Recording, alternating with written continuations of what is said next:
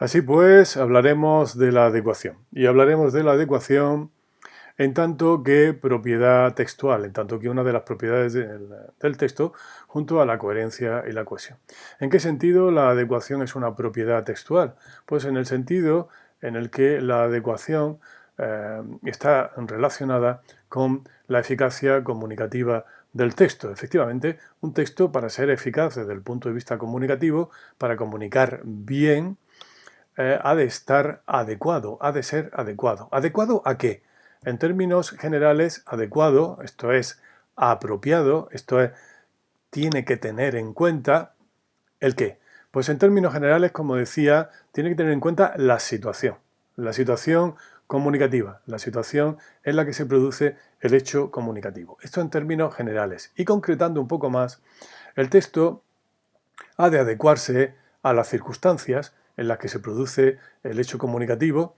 En el libro tenéis un ejemplo muy gráfico, por ejemplo, alguien que en una biblioteca grita a otra persona pidiéndole un objeto. Bien, eso es inadecuado desde el punto de vista comunicativo, desde el punto de vista textual, en tanto en cuanto no tiene en cuenta que se trata de un lugar donde hay que mantener silencio. El texto ha de adecuarse también al destinatario. Por ejemplo, obviamente no nos vamos a dirigir de la misma manera a un estudiante de sexto de primaria que a un catedrático de lingüística a la hora de tratar esto de las propiedades textuales. El catedrático de lingüística es conocedor de una terminología muy especializada, conocimiento del que carece el alumno de sexto de primaria. Si nos dirigimos al alumno de sexto de primaria como al catedrático, el alumno lo más probable es que no nos entienda. Y si nos dirigimos al catedrático como un alumno de sexto de primaria, lo más probable es que el catedrático se sienta incluso ofendido o, cuando mínimo, no nos tome demasiado en serio.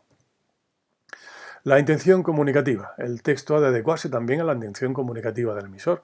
Por ejemplo, a la hora de seleccionar la tipología textual, suponed que lo que queremos nosotros es influir en el receptor y que éste actúe de determinada manera o adopte determinada posición con respecto a un tema. No parece sensato que nos limitemos simplemente a dar datos objetivos sobre el tema o el asunto en cuestión. Más bien deberíamos argumentar, razonar o en última instancia combinar de alguna manera, invitar al receptor a que actúe de aquella manera que nosotros pretendemos o que nos gustaría. El texto ha de adecuarse también al canal. Por poneros un ejemplo, si se trata de una exposición oral en presencia de un auditorio, pues hay que evitar, por ejemplo, hablar dándole la espalda al auditorio, por poneros un ejemplo muy obvio, ¿no? Y al contrario, es bastante recomendable asegurar el contacto visual con nuestros oyentes. O, por ejemplo, si lo que estamos haciendo es utilizar un escrito, es importante que ese escrito aparezca formalmente presentado, visualmente presentado, de una manera clara, organizado en párrafos, etcétera, etcétera. Vosotros habréis tenido la experiencia seguramente de que no es lo mismo leer un texto, el mismo texto, cuando lo que tenemos delante es un texto, valga la redundancia, que no ha sido organizado en párrafos, que cuando ha sido organizado en párrafos. La lectura con el texto organizado en párrafos es mucho más clara. Bien, desde el punto de vista práctico, ¿qué tendríamos nosotros que tener en cuenta y de qué nos vamos a ocupar nosotros en la asignatura de lengua en relación con esto de la adecuación? Bueno, naturalmente hay que tener en cuenta las normas sociales, aunque nosotros no vamos a dedicarle mucho tiempo a este asunto. Las normas sociales son importantes porque si no las tenemos en cuenta, no vamos a decir que las respetemos a rajatabla, pero si no las tenemos en cuenta puede ser que nos despistemos y nuestra finalidad comunicativa, la eficacia comunicativa que nosotros perseguimos, se vea entorpecida, pues, por ejemplo, porque alguien se sienta ofendido, ¿no?, cuando nos dirigimos a esa persona. Bueno, más próximo o más específico, mejor dicho, de nuestra asignatura sería este asunto, el de la tipología textual, los tipos de textos. Las variedades de lengua también las trataremos, las funciones del lenguaje y el código no verbal, aludiremos a ello. Aunque obviamente el código verbal no es el asunto prioritario de nuestra asignatura. Siendo aún más prácticos, conviene que tengamos en cuenta que esto de la intención comunicativa es algo que aparece recurrentemente, con mucha frecuencia, en una de las preguntas del examen de selectividad. La intención comunicativa del emisor, por lo tanto, la vamos a tratar en este texto concretamente y lo haremos relacionándola con las funciones del lenguaje y con la tipología textual. Hablaremos también en este vídeo de las variedades de lengua. Y aunque aquí subrayamos, destacamos el código no verbal, lo hacemos no porque nos vayamos a extender luego en este asunto, sino para recordar una vez más lo importante de la presentación de nuestros escritos, pensando en el examen de selectividad, porque esto del código no verbal afecta no solamente al examen de selectividad, obviamente, sino, por ejemplo, en el ejemplo que hemos puesto anteriormente, ¿no?, a la gestualidad que nosotros podamos utilizar cuando nos estamos dirigiendo a un auditorio. Pero bueno, centrándonos en la cuestión más perentoria este año, que es el examen de selectividad, el código verbal es importante en tanto en cuanto debemos de cuidar mucho la presentación del texto que nosotros redactemos, organizándolo en párrafos que se correspondan con distintas unidades estructurales en el desarrollo de la información, cuidando la limpieza del texto, cuidando los márgenes. Todo eso fortalecerá la eficacia comunicativa de nuestro texto. Bueno, vamos a volver a la intención comunicativa. Volvemos a la intención comunicativa y la vamos a poner en relación, en primer lugar, con las funciones del lenguaje.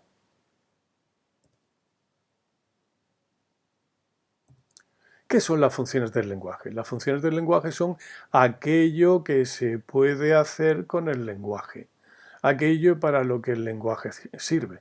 Obviamente es importante tener esto en cuenta desde el punto de vista de la intención comunicativa, porque utilizar el lenguaje para algo que el lenguaje no sirve no tiene sentido, como utilizar un martillo, por ejemplo, para llamar por teléfono. No tiene sentido. Bien, las funciones del lenguaje están tipificadas y, como veis, por la diapositiva, se ponen en relación con los distintos elementos que intervienen en el acto de comunicación. Os lo recuerdo, aunque ya lo recordaréis de años anteriores, os recuerdo en primer lugar que el acto de comunicación es una transmisión de información y que en toda transmisión de información interviene un mensaje que es el contenido de esa información, un código, que es el lenguaje que se utiliza para, digamos, convertir el mensaje en el material que se va a enviar, y a través del cual se va a comprender el mensaje. Un emisor que lo que hace es codificar el mensaje, convertir el mensaje en un código y enviarlo, y un receptor que lo que hace es recibir el mensaje y descodificarlo. Esto se hace a través de un canal y en una situación determinada, la situación, que es algo muy amplio, como ya hemos comentado, y que es muy importante en relación con la adecuación. Es un concepto muy amplio, ¿verdad? Pero que básicamente podemos sintetizar con aquello que está pasando. Bien, ¿para qué sirve el lenguaje? El lenguaje sirve, en primer lugar, para informar sobre el referente. El referente es aquello de lo que se está hablando. ¿Veis que no es exactamente el mensaje, sino el referente es aquello sobre lo que se da el mensaje, aquello sobre lo que se forma un mensaje, aquello sobre lo que se da información. El referente, por así decirlo, está situado fuera del proceso de comunicación, aunque obviamente hay que tenerlo en cuenta y lo podríamos situar, por ejemplo, en la situación, valga la redundancia. Bien, cuando el lenguaje se utiliza simplemente para dar información sobre el referente, decimos que el lenguaje desempeña una función referencial. Se sobreentiende que esta información es una información objetiva que se ajusta al máximo de lo posible a las características propias del referente, con independencia de la opinión o de la sensibilidad del emisor en relación con ese referente. Bien, el lenguaje, también se puede utilizar para manifestar la subjetividad del emisor en relación con el referente. Cuando el lenguaje se utiliza para ello, se dice que el lenguaje desempeña una función expresiva. Si lo relacionamos con el receptor, podemos utilizar también el lenguaje para tratar de influir sobre el receptor. En ese caso, decimos que el lenguaje se utiliza con una función conativa, también se llama función apelativa. El lenguaje se puede utilizar también para llamar la atención sobre la forma del mensaje, la forma en la que ha sido, valga la redundancia, conformado el mensaje. En ese caso, la función que desempeña el lenguaje es la función poética, también llamada función estética. El lenguaje se puede utilizar también para hablar sobre el propio lenguaje, que es justamente lo que estamos haciendo ahora. Estamos utilizando la lengua para hablar sobre la lengua. Bien, pues cuando eso se hace, el lenguaje desempeña una función metalingüística. En este caso, el lenguaje es el propio referente del lenguaje, del propio código, ¿verdad? Una cuestión muy interesante en la que no nos vamos a detener ahora, obviamente. Y por último, también el lenguaje se utiliza para comprobar que el canal está operativo.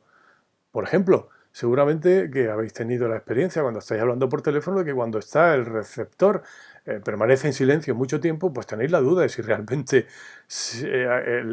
la comunicación sigue abierta, ¿verdad? Si el receptor sigue allí o si se ha cortado, como se suele decir, la comunicación. Entonces, lo frecuente, para evitar que esa sensación la tenga el emisor, es frecuente que, o el receptor, es frecuente que utilicemos expresiones como, por ejemplo, sí, sí, claro, ya te digo, hombre, claro que sí.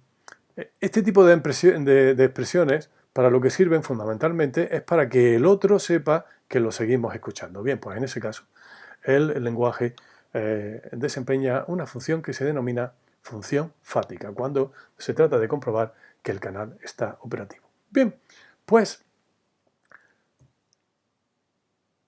la intención comunicativa del emisor, lo que el emisor pretende con el texto, tiene que estar obviamente en relación con las distintas funciones que hemos ido enumerando. ¿Qué puede pretender el emisor con ese texto? Con el texto del que, vamos a decirlo así, es autor o creador o simplemente emisor. Bien, la intención comunicativa la vamos a enunciar siempre mediante verbos de acción. Y así, por ejemplo, cuando lo que pretende es utilizar el lenguaje con una función referencial, cuando el emisor lo que trata es utilizar el lenguaje con función referencial, es decir, de dar simplemente información sobre el referente, pues efectivamente lo que pretende la intención comunicativa del emisor es o informar o difundir, es decir, conseguir que la información llegue al máximo número de personas posible, dar a conocer algo que se supone que era desconocido, exponer, es decir, de una manera más detallada y ordenada, explicar, dando por sentado que aquello no se entiende, analizar, etcétera, etcétera. Podéis añadir más verbos en esta misma línea en la que todos coinciden de que lo que se está tratando es de dar una información objetiva a propósito del referente, del asunto sobre el que se está hablando. Bien, en relación con la función expresiva, la intención comunicativa puede ser expresar emoción o sentimiento, pero también defender. Ahí se adopta ya una posición subjetiva en relación con el tema. No se trata solamente de exponer o dar información, sino de defender una postura determinada. También se puede criticar una postura determinada, también se puede atacar e incluso burlarse. También se puede denunciar, porque se considera que aquello que se denuncia es injusto o incorrecto. Y se puede discrepar con una posición determinada. En relación con la función conativa, recordad, de lo que se trata es de utilizar el lenguaje para influir en el receptor, pues la intención comunicativa puede ser la de convencer, persuadir, disuadir, que ya sabéis que es lo contrario de persuadir, es decir, tratar de convencer a alguien para que no haga determinada cosa, pedir, instar a alguien, es decir, pedir con cierta insistencia, a pedir algo, ordenar conmover, emocionar. Y en relación con la función poética, pues básicamente lo que se pretende a través de los géneros literarios. En términos generales, pues crear una forma bella, no siempre, porque como veremos también, sobre todo en la literatura de vanguardia, no se trata de crear exactamente una forma bella, sino de luchar contra las formas bellas que se han creado, dando lugar a un curioso fenómeno, una distinta percepción de la belleza que ya trataremos en su momento. Se puede tratar de narrar, se puede tratar de versificar, de hacer versos, se puede tratar de teatralizar. Todo ello tiene en común que se utiliza el lenguaje para llamar la atención sobre la forma, es decir, se le da especial importancia a la forma en la que se presenta el mensaje que contiene el texto. Bien, en cuanto a la función metalingüística, la función fática, no vamos a citar intenciones comunicativas, no porque no las haya, obviamente, porque la función metalingüística sería informar en relación con el lenguaje, ¿verdad? En la función fática sería precisamente asegurarnos de que, por ejemplo, de que el receptor de la información nos está escuchando, etcétera, etcétera. Pero en el tipo de texto que vosotros vais a analizar, y aquí volvemos una vez más a la prueba de selectividad, en ese tipo de texto no os vais a encontrar una intención comunicativa relacionada con estas funciones, la metalingüística o la fática. Y si así fuera, excepcionalmente, que aparezca un texto en el que se trata sobre cuestiones de lenguas, que me parece algo bastante improbable, pues bueno, por lo menos sabéis que se trataría, en el caso de la función metalingüística, de informar sobre cuestiones relacionadas con el lenguaje. En la función fática solamente os va a aparecer en el caso, creo yo, solamente en el caso de que aparezca un diálogo, por ejemplo, teatral o narrativo, en la que alguno de los personajes utilice el lenguaje precisamente con este tipo de expresiones que se suelen definir como muletillas o expresiones vacías de significado que lo único que tratan es de dar a entender al interlocutor que se le está escuchando. Bien, pues esto es todo lo que teníamos que decir en cuanto a la relación entre intención comunicativa y funciones del lenguaje. Continuamos, en efecto, hablando de la intención comunicativa que habíamos puesto en relación con las funciones del lenguaje, y pasamos ahora a relacionar esta intención comunicativa con la tipología textual.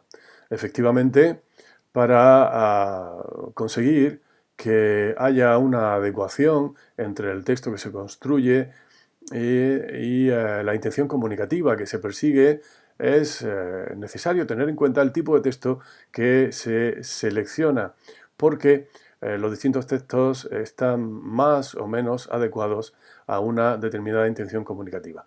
En este sentido, hay que decir, en principio, que los textos que vamos a citar a continuación, la tipología textual que vamos a citar a continuación, no pretenden en absoluto ser exhaustiva, simplemente recordar algunos de los textos que pueden aparecer con más frecuencia, pensando especialmente en el examen de selectividad, y también recordar que en un texto determinado pueden aparecer combinadas diferentes tipologías. Por ejemplo, y ha sido el caso en algún comentario, recordad por ejemplo el comentario que hemos hecho sobre el árbol de la ciencia, puede aparecer un diálogo entre personajes inserto en una narración y que ese diálogo a su vez desarrolle un discurso de carácter argumentativo. Volvemos a nuestro esquema de las funciones del lenguaje relacionadas con las distintas intenciones comunicativas posibles. Bueno, con unos ejemplos de las intenciones comunicativas que pueden aparecer principalmente en un texto. Y procedemos a relacionar los distintos tipos de textos más frecuentes con cada una de estas intenciones comunicativas. Hablamos, por lo tanto, de la intención comunicativa y de los tipos de textos. En relación con la función referencial y la intención comunicativa de informar, difundir, dar a conocer, exponer, explicar o analizar, el texto más adecuado a esta intención comunicativa es el texto expositivo y en general los textos de carácter informativo, en los cuales incluimos, como veis aquí, la noticia dentro de los textos periodísticos junto con el reportaje y también esos folletos, esos documentos que tienen justamente una intención informativa a propósito de determinado producto.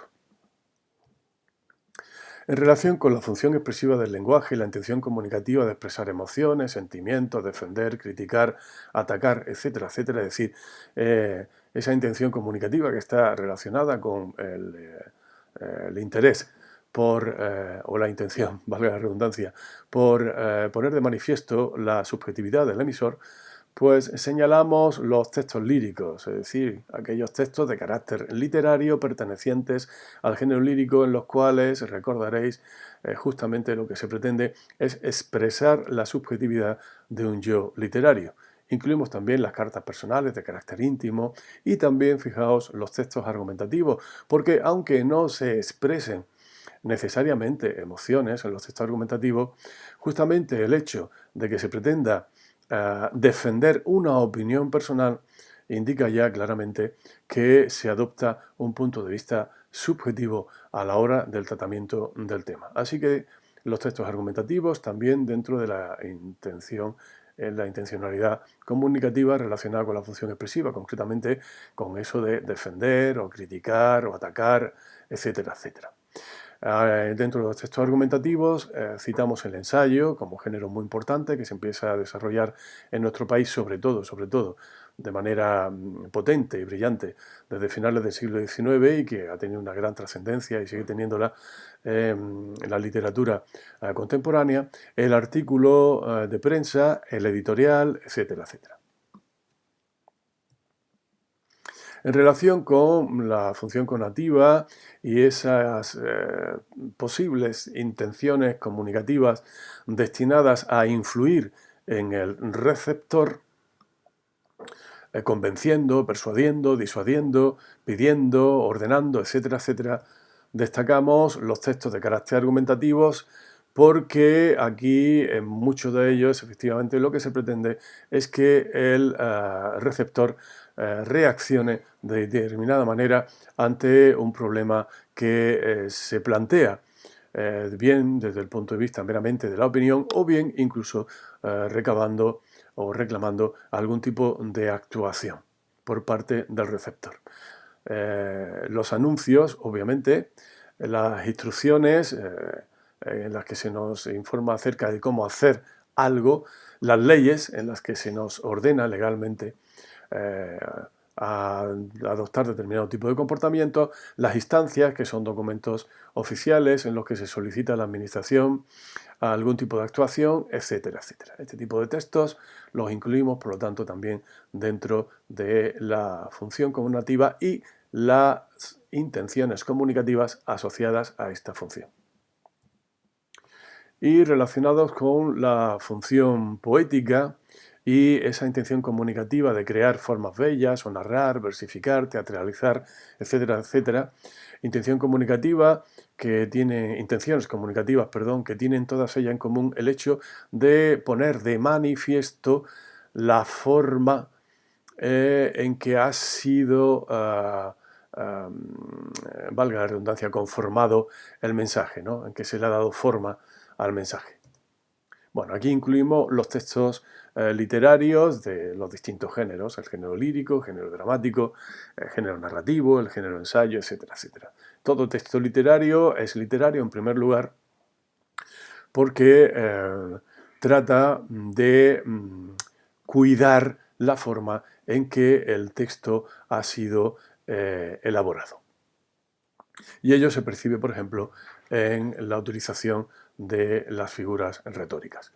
Bueno, como os decía, sin ánimo de ser exhaustivos, estos son los principales tipos de textos que os pueden aparecer en el examen de selectividad, bueno, y en general a lo largo de, digamos, de nuestra práctica con el lenguaje, y lo hemos relacionado de esta manera con cada una de las intenciones comunicativas. A la inversa, cuando os aparezca un tipo de texto determinado, un texto lírico o por ejemplo, Pues el texto lírico tendríais que señalar, por una parte, la función expresiva, en tanto en cuanto se tratan de, perdón, como intencionalidad comunicativa. Vamos a centrarnos en la intencionalidad comunicativa.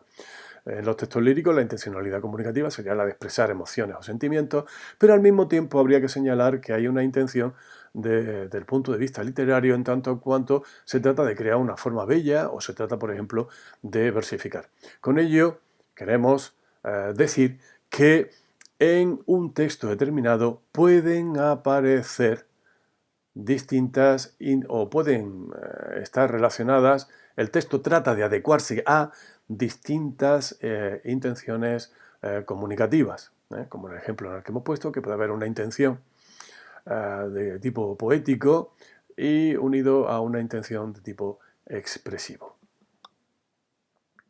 Dejamos aquí la intención comunicativa y su relación con los distintos tipos de textos.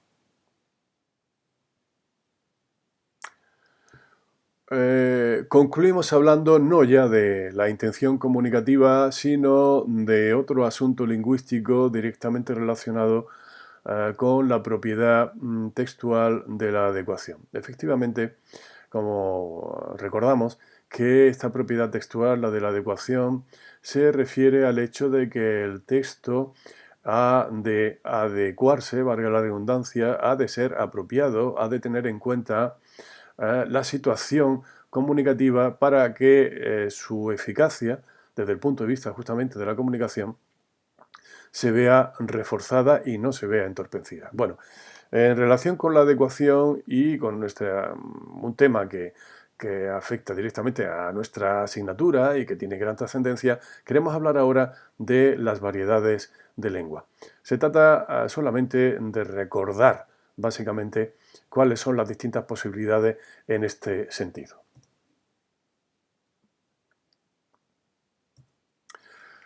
Hablamos de las variedades de lengua. Las variedades de lengua son las distintas formas de usar la lengua, para entendernos, las distintas formas de hablar en un sentido amplio en el que incluiríamos también la escritura, ¿verdad?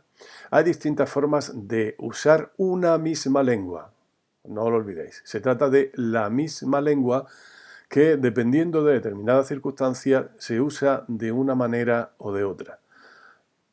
Se habla de una manera o de otra dependiendo de distintos factores. ¿Cuáles son estos factores que influyen a la hora de que se hable de una manera u otra la misma lengua? Son factores de carácter geográfico, es decir, hay variedades de lengua geográficas, se habla de distinta manera, dependiendo, la misma lengua, insisto, la misma lengua, no lenguas distintas, hablamos de la misma lengua se habla de manera distinta dependiendo de la zona geográfica. Es muy obvio aquí, por ejemplo, en el caso del español, que no se habla de la misma manera el español, aunque solo fuera por cuestiones desde el punto de vista, digamos, de la pronunciación, con respecto aquí, a Andalucía, con respecto, por ejemplo, a las variedades del norte de la península. Hay también causas de tipo social. Efectivamente, no se habla de la misma manera en todos los estratos y estamentos sociales, entre otras cosas porque debido a la distribución social y a las características del sistema socioeconómico, pues el acceso al conocimiento de la lengua difiere de un grupo social a otro. Y efectivamente, dependiendo de la situación en la que nos encontremos, y aquí pensamos sobre todo en la relación que tengamos, por ejemplo, con nuestro interlocutor o interlocutora, pues dependiendo de la situación tampoco se habla de la misma manera. Vamos a ver cómo se llaman cada una de estas variedades posibles. Tienen un nombre así específico, ¿no? Un término específico de la asignatura de lengua. Las variedades geográficas se las llama variedades diatópicas, día diferente, topos lugar, de diferentes lugares. A las variedades sociales se las llama variedades diastráticas, día diferente, estrato social. Y a las de situación se las llama variedades diafásicas, diferente, fásicas, fase de diferentes fases, diferentes situaciones. Bien, a las variedades de lengua geográficas o diatópicas, es decir, a las distintas formas de hablar una lengua dependiendo de la zona geográfica, las llamamos dialectos. No confundáis el dialecto con una lengua distinta. Efectivamente, hay distintos dialectos del castellano, los dialectos de la zona septentrional, del norte, los dialectos de la zona del sur, entre los que incluimos la habla andaluza. Y sin embargo, el catalán, por ejemplo, y el castellano son lenguas distintas, o el castellano y el gallego son lenguas distintas, y mucho más obvio, ¿verdad? El castellano y el euskera o vasco son lenguas distintas, ¿verdad? No confundamos los dialectos, que son distintas formas de la misma lengua, con lenguas distintas. Bien, en cuanto a las variedades sociales, distinguimos un nivel culto en el uso de la lengua, un nivel medio o estándar en el uso de la lengua y el nivel vulgar en el uso de la lengua. Además, incluimos aquí las llamadas jergas. Recordaréis que esto de las jergas se refieren a formas de hablar que son características de determinado grupo social. Por ejemplo, la gente, vamos a decirlo así, la gente joven, ¿no?, habla de una manera, tiene una serie de palabras, quizás es lo más llamativo, que naturalmente el léxico, hay un tipo de léxico que a lo mejor es desconocido por otros sectores de la población, como puede ser la gente más adulta o la gente de más edad, ¿verdad?, que les llama mucho la atención la forma de hablar de la gente joven. Este es un ejemplo, digamos que a nosotros no nos afecta directamente, pero hay muchos tipos de jergas, ¿verdad? Hay jergas características incluso de cada una de las profesiones. Bien, quiero llamaros la atención sobre que estos niveles de lengua, estas diferencias de diferentes formas de hablar que tienen que ver con la sociedad, con la procedencia social del hablante, estos tres primeros que hemos citado, el culto, el medio y el vulgar, tienen que ver con los niveles de cultura lingüística. El culto se entiende que es un nivel de cultura lingüística elevado y se va a notar sobre todo pues, por el refinamiento en la selección del léxico o el cuidado en la construcción de la frase. Hay un nivel medio, que es un nivel es un nivel en el cual no se incurren en errores, se denomina también nivel estándar de uso de la lengua. No hay errores apreciables, pero tampoco existe un elevado nivel desde el punto de vista, por ejemplo, del léxico inusual, ¿no? Y el nivel vulgar. Me interesa llamaros la atención sobre el nivel vulgar porque el nivel vulgar, si se entiende, de todo lo que vamos a citar aquí, es lo único que se entiende como una forma incorrecta de utilización de la lengua. El nivel vulgar se corresponde pues con graves faltas, por ejemplo, si se trata de la escritura, con la falta de ortografía. O, por ejemplo, a la hora de hablar, pues con confusiones léxicas, ¿no? Como en vez de vídeo, pues alguien, digamos, que solamente lo ha escuchado, nunca lo ha visto escrito, ¿no? Puede entender que vídeo viene a ser lo mismo que vidrio, ¿verdad? Que es una palabra que a lo mejor le suena muy culta. Os digo esto porque he tenido la oportunidad de escuchar esa confusión en boca de ancianos analfabetos que, por otra parte, tenían en otros aspectos una enorme cultura lingüística. Pero bien, nos referimos a este tipo de confusiones que se consideran como vulgares e incorrecciones desde el punto de vista de la norma lingüística. En cambio, los dialectos, y naturalmente el nivel culto de la lengua, el nivel medio y la jerga, no se consideran incorrecciones lingüísticas. Es decir, los andaluces no hablamos de una manera incorrecta, para entendernos, ¿verdad? No hablamos de una manera incorrecta en comparación con la forma de hablar del norte, no necesariamente. Pero sí se puede hablar vulgarmente, aunque sea uno de Valladolid o sea de Córdoba. En la situación hay fundamentalmente dos posibilidades. Una forma de hablar, valga la redundancia, una forma de hablar formal y una forma de hablar informal que también se llama coloquial. La forma de hablar formal, la variedad de lengua formal, vamos a decirlo con un poco de más propiedad, la variedad de lengua formal es esa variedad que se utiliza cuando no hay una relación, vamos a decirlo así, de confianza entre los interlocutores. Entonces se utilizan determinadas fórmulas de cortesía a la hora de hablar y también se pone más cuidado en lo que se está diciendo. En la variedad de lengua informal hay una relación más próxima entre los interlocutores. Eso permite un mayor, vamos a decirlo así, abandono a la hora de hablar y de comunicarlos. Se utiliza naturalmente el tuteo y también podemos utilizar muletillas, esas expresiones que no tienen un significado muy preciso y que en algunas personas pues, son muy características, ¿verdad?, de su forma de hablar. Bien, no tratamos de ser exhaustivos en esto de las variedades de lengua, no las vamos a estudiar en profundidad. Tuviste ya seguramente oportunidad de hacerlo en cuarto de la ESO, pero sí quería llamaros la atención porque es posible que desde el punto de vista estilístico os pueda ser de utilidad, sobre todo si tenéis que hacer una valoración de la utilización de la lengua desde el punto de vista de la adecuación del texto. ¿Qué os digo yo? A lo mejor un artículo en el que se utilizan expresiones de tipo coloquial o informal para marcar más cercanía, para subrayar más cercanía entre el que está escribiendo el artículo y su receptor. O, por ejemplo, en un diálogo de una novela se pueden utilizar determinadas variedades de lengua con el fin de caracterizar a los personajes. Bien, pues eso es todo en cuanto a la adecuación. Nos vemos.